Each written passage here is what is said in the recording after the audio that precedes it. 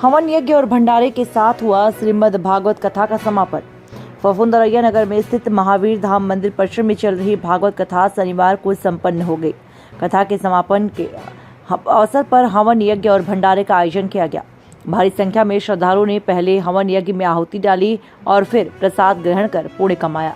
कथा व्यास आचार्य सत्यकिशोर जी पांडे ने 7 दिन तक चली कथा में भक्तों को श्रीमद् भागवत कथा की महिमा बताई। उन्होंने लोगों से भक्ति मार्ग से जुड़ने और सत्य कर्म करने को कहा। आचार्य सत्यकिशोर महाराज ने कहा कि हवन यज्ञ से वातावरण एवं वायुमंडल शुद्ध होने के साथ साथ व्यक्ति को आत्मिक बल मिलता है। व्यक्ति में धार्मिक आस्था जागृत होती है।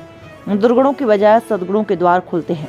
यज्ञ से देवता प्रसन्न होकर मनवांछित फल प्रदान करते हैं।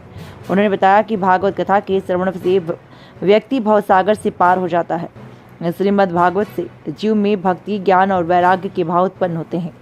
इसके श्रवण मात्र से व्यक्ति के पाप पुण्य में बदल जाते हैं। विचारों में बदलाव होने पर व्यक्ति के आचरण में भी स्वयं बदलाव हो जाता है। कथावाचक ने भंडारे के प्रसाद का भी वर्णन किया। उन्होंने कहा, प्रसाद 3 अक्षर से मिलकर बना है। पहला प्र का अर्थ प्रभु, दूसरा सा का अर्थ साक्षात, तीसरा द का अर्थ होता है दर्शन, जिसे हम सब प्रसाद कहते हैं। हर कथा या अनुष्ठान का तत्वसार होता है जो मन, बुद्धि व चित्त को निर्मल कर देता है। मनुष्य शरीर भी भगवान का दिया हुआ सर्वश्रेष्ठ प्रसाद है। जीवन में प्रसाद का अपमान करने से भगवान का अपमान होता है। भगवान के लगाए गए भोग का बचा हुआ शेष भाग मनुष्यों के लिए प्रसाद बन जाता है। कथा समापन के दिन शनिवार को विधि विधान से पूजा कराई।